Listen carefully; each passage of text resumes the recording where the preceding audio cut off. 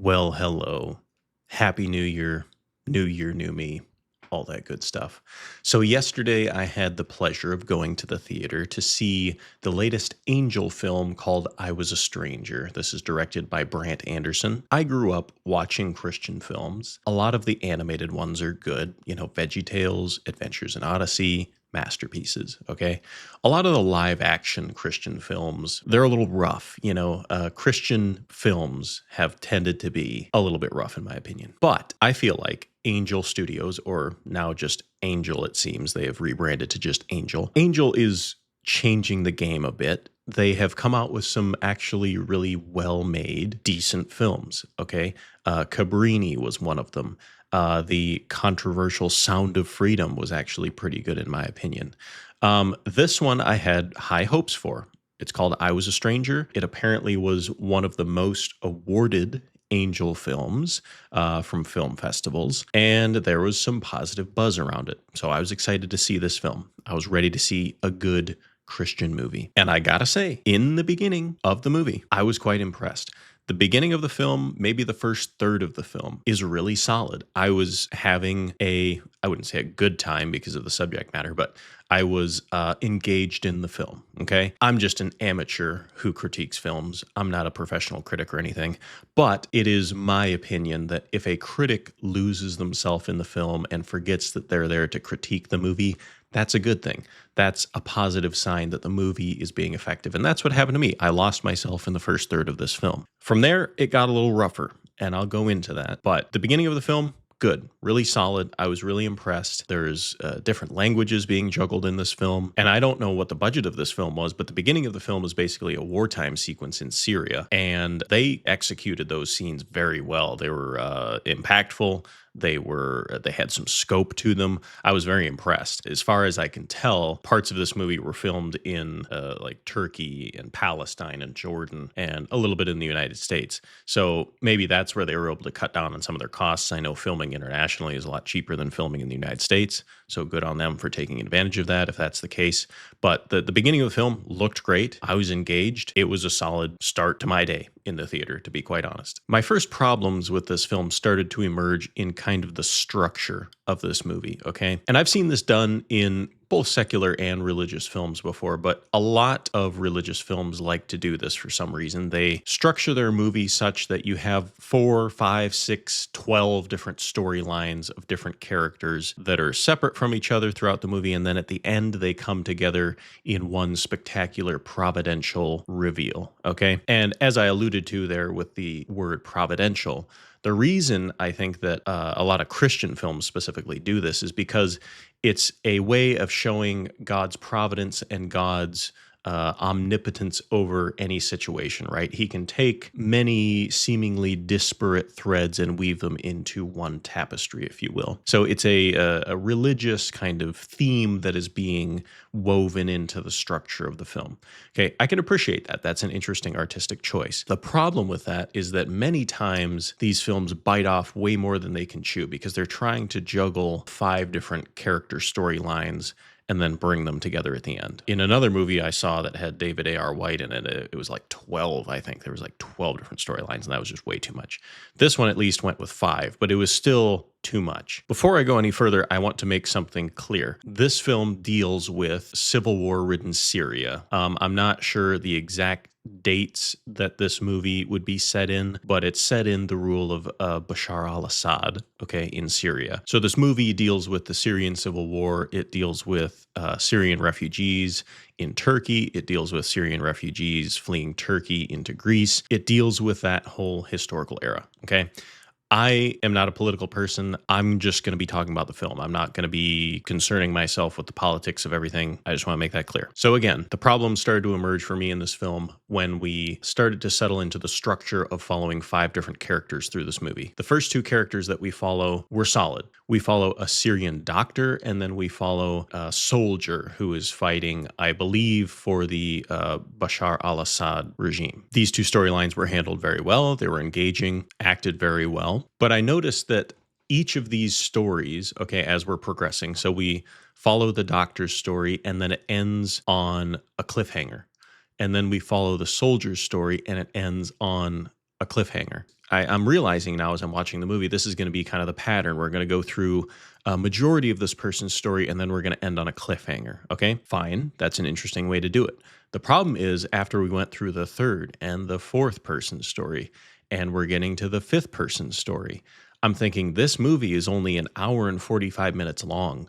How in the world are you going to wrap all this up? We're close to the end of the movie and we have like four, if not five cliffhangers that we have to resolve at this point. And we have like 10 minutes left to the movie. All right. As the movie progressed beyond like the second storyline, I'm getting kind of nervous. Like, okay, how are we going to bring this all together? Because you're setting up so much that I don't know if you're going to be able to deliver on what you've just set up. Okay. It also seemed that as we progressed through the film, the snapshots of these characters got more and more vague. Okay.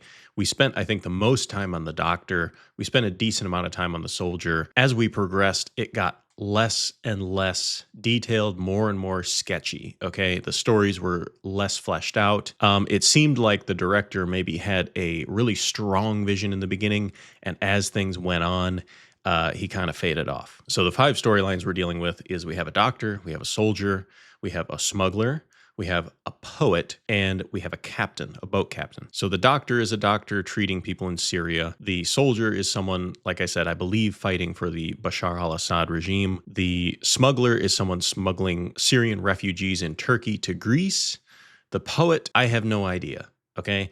This really cracked me up when I was watching this because they called him the poet. They introduce his section with a title card that says the poet. Not a single lick of poetry in there. I don't know who the poet was supposed to be, whether it was supposed to be the man, the woman, the kids. I don't know. It was a family. Did he just not know what to call this guy? So he's like, he's a poet, I guess. Don't know.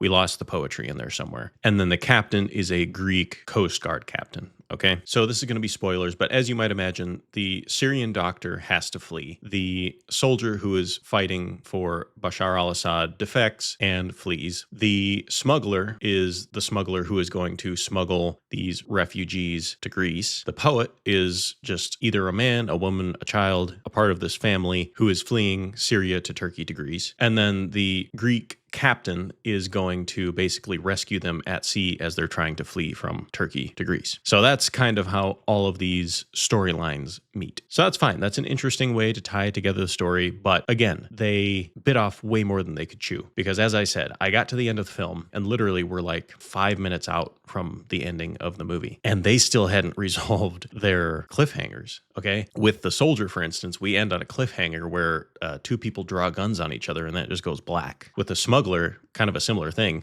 Guns get drawn, it goes black, and then we hear a shot. So these are like some serious cliffhangers that these stories are ending on. And they haven't resolved them by 5 minutes before the end of the film. And I'm like, oh no, are they not going to like resolve these at all? Do they think it's artsy to like just leave you, in your imagination thinking like, okay, but they did resolve them. The way that they chose to resolve them was like just like a quick 2-second swoop through visiting all of these storylines again and just showing you not what happened, but showing you the aftermath of what happened. So we get like 2 seconds of seeing, yep, oh, that guy lost his gun battle. He's dead. This person somehow made it to safety. And it's just like, that's how you're resolving these like serious cliffhangers in your movie. You're taking like 2 seconds at the very end of the movie and just doing like a quick swoop through of all five and being like, if this is how this ended, this is how this ended, this is how this ended. And you're not showing us the action of how it ended. You're just showing us the results.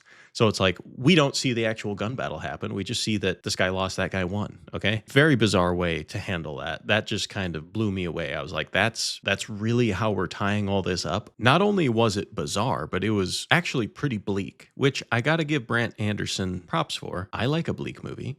But it was really bizarre for this movie because I'm used to Christian films ending in kind of a hopeful, triumphant way. This did not end that way. That's fine. I don't mind that artistic choice. But what was bizarre was by the end of the movie, because it ended so bleakly for so many of these characters, I wondered, like, what are we trying to say with this movie? Like, what was the point of me just having watched these 5 storylines? I did not have any idea what the director was going for with this film, which I think is kind of a problem. I had no idea, okay? And that's when we got the special announcement at the end of the movie, or special message. I forget what they called it.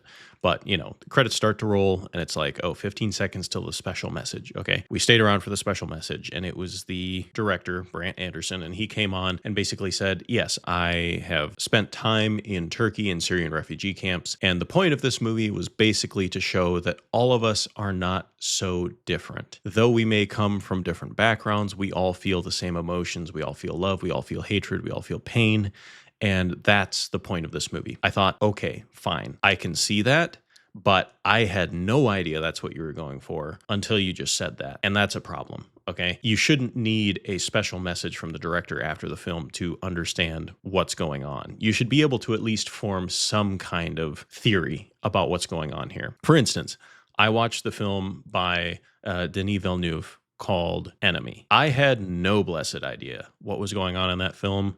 No idea what the point was, but I could conjure theories in my mind as to what was going on. For this movie, I was a stranger. There was just no theories in my mind. I was like, I don't know what we're doing here. I don't know what the point was. And I think that's a failing of the director. I don't think he was clear with his writing, with his storyline. I think that's a failure. You can disagree with me, but I think that's a failure. So those are my major gripes with this movie. Bit off more than it could chew, resolved its storylines in a very bizarre way, and then was very unclear about what this film was trying to say. Those are my major gripes. Other than that, it was acted very well, in my opinion. Like I said, the beginning of the movie, very engaging. It was certainly an interesting film to watch. It was entertaining. This was supposedly a festival award winner in many small festivals. That's fine. On the Facebook ads for this movie, you go down in the comments. Every comment is positive, just like syrupy, sweet positive. And it just bothers me when I see like no intelligent criticism. I'm not saying that mine is necessarily intelligent criticism, but what I'm saying is it bothers me when nobody is like pointing out the flaws. Okay. At the end of the day, this is a film. It's an art piece. It's a piece of filmic art. And I think it fails in what it's trying to do. And so I want to be honest about my critiques of it. I want to say, Brandt Andersen, I hope you make another movie, and I hope it's better than this one. I think there was some great things about this movie, but there were also some things that were pretty puzzling. Hopefully you can take these criticisms and move forward and get better. So I think I would give this movie a 2.5 out of 5. It's pretty mid. I've seen much worse come from religious media. I've seen much better come from religious media. And I think this is pretty much right in the middle. Had some interesting things going on, had some good stuff happening, but it also had some pretty bad stuff happening. So 2.5 is a solid rating in my opinion. Thanks for being here with me. Sorry it's been so long, but I'm glad I could get back into it. And I'll see you in a bit. Thanks for watching. Bye.